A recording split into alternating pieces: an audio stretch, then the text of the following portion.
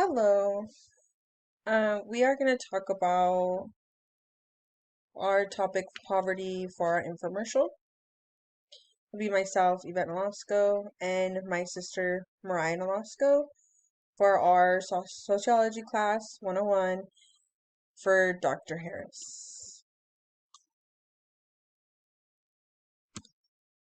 So we're going to talk a little bit about the definition of sociology. So sociology is the systemic study of social behavior, social patterns, and institutions that shape individuals' lives. It focuses on how the social structures such as family, government, education, and the economy really influences human experiences and inequalities.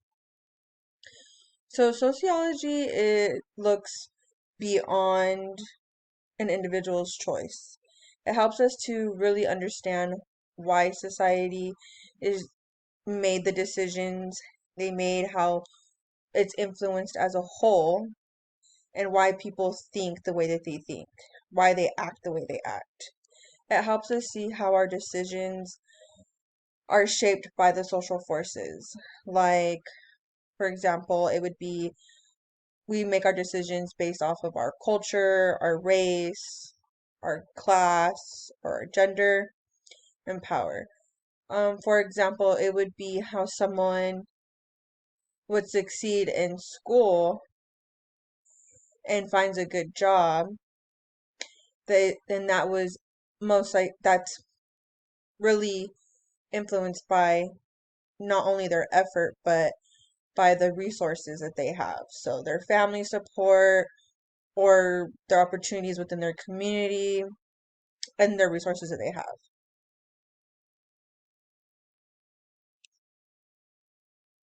And now we're going to talk about the relevance to social sciences. So why does sociology matter? Sociology matters because it helps explain how the social institutions affect our life chances and our outcomes. So, sociology examines more of the pattern and the effect of the entire population, like the poverty, the race, and the education. So, sociology overlaps with the economic or economics, political science, and education. And I'll break those down a little bit for you. So, sociology also connects closely with the social sciences. So, in economics, sociology really helps us explain why some groups experience higher unemployment or earn lower incomes. So, not just based on their skills, but it could also be based off of discrimination and social background.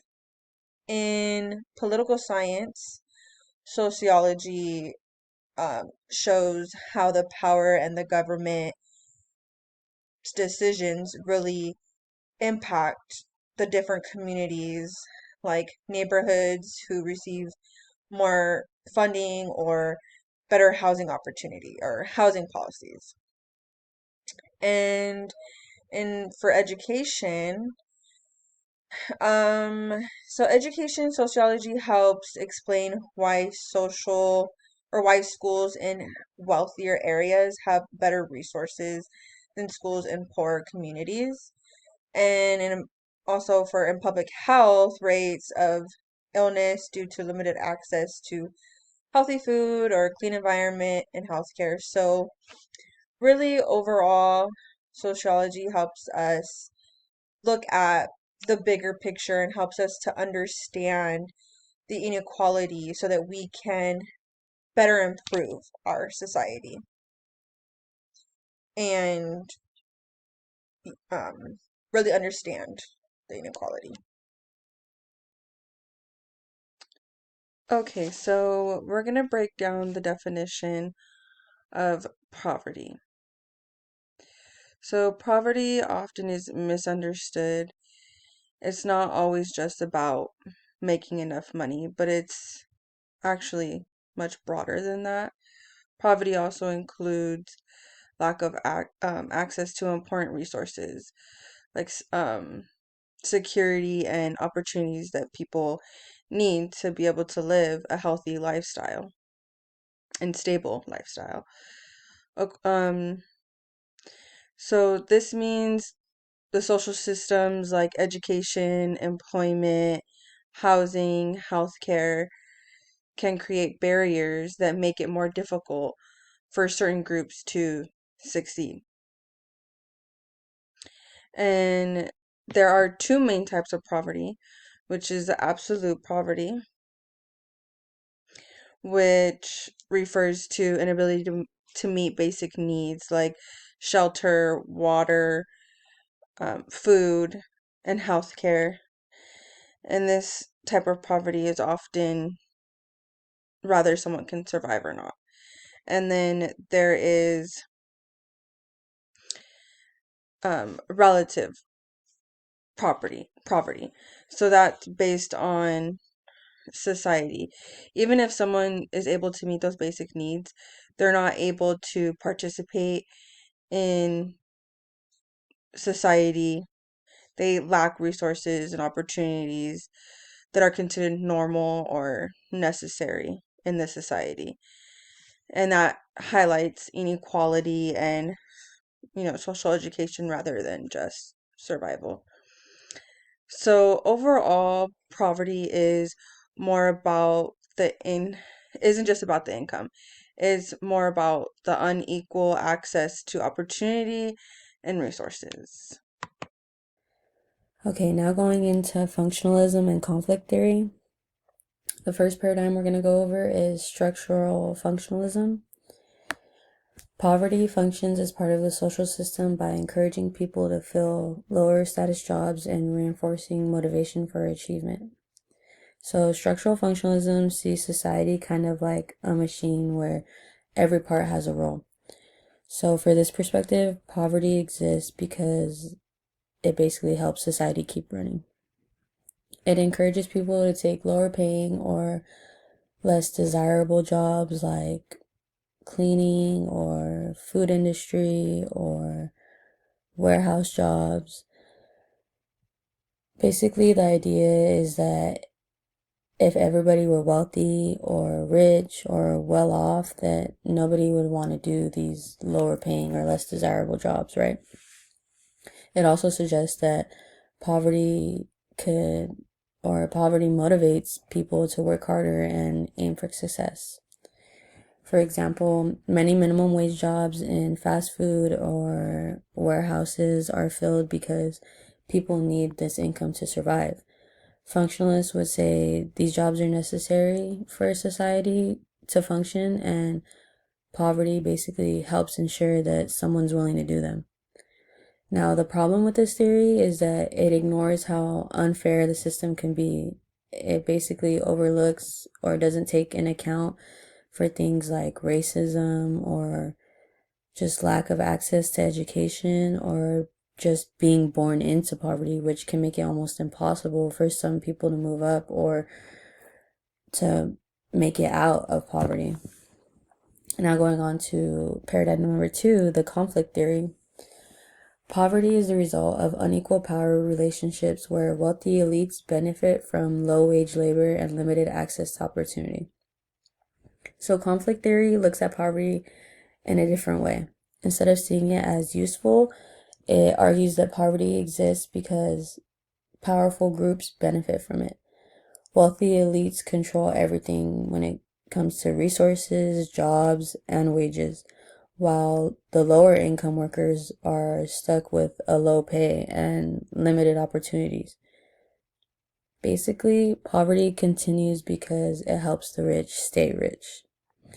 A good example is a large corporation paying minimum wage, like, say, Target or Starbucks, while the CEO still makes millions, and workers need to work multiple jobs just to survive or pay the mortgage while the company continues to grow and profit.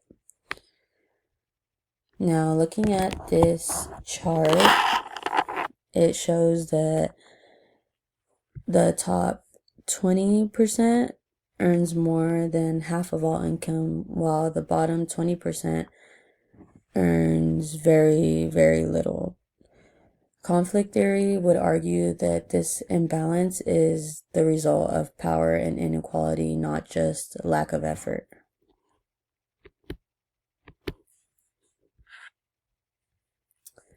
Okay, now moving on to interactionism and feminism. Paradigm number 3, symbolic interactionism. People living in poverty may internalize labels such as lazy or unmotivated, creating stigma and affecting self-identity.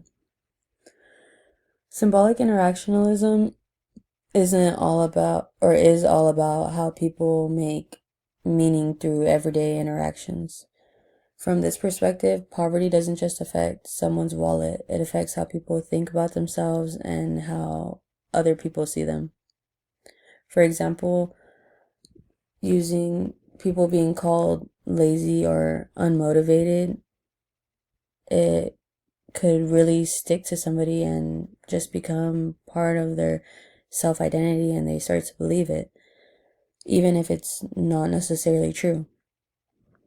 The theory helps us see that stigma and judgment from others can make it harder for people to feel confident or to break out of the poverty. And going on to paradigm 4, feminist theory. Women experience higher poverty rates because of wage inequality, caregiving responsibilities, and discrimination affecting employment opportunities. The feminist theory looks at how genders shape people's experiences, including in poverty. Women are more likely than men to live in poverty because of things like wage inequality, caregiving responsibilities, and job discrimination. For example, women often earn less than men on average. Women in the US earn only about 80 cents for every dollar men earn, and the gap is wider for women of color. This contributes to higher poverty rates among women and reflects deeper structural inequalities in work and society. And seeing this chart or this graph right here, it shows the wage gap that I was talking about, which explains why women, especially single moms, are more at risk of poverty according to the feminist theory. Now, moving on to effects and solutions. So, social effects. Poverty is linked to poor health outcomes, lower educational attainment, higher crime exposure, and housing insecurity. And solutions. Sociological solutions target social systems, which are education reform, living wages, healthcare access, and social support policies. So this slide mainly focuses on how poverty affects people's everyday lives and not just their income. Research shows that poverty is strongly linked to poor health outcomes like higher rates of chronic illness and limited access to medical care.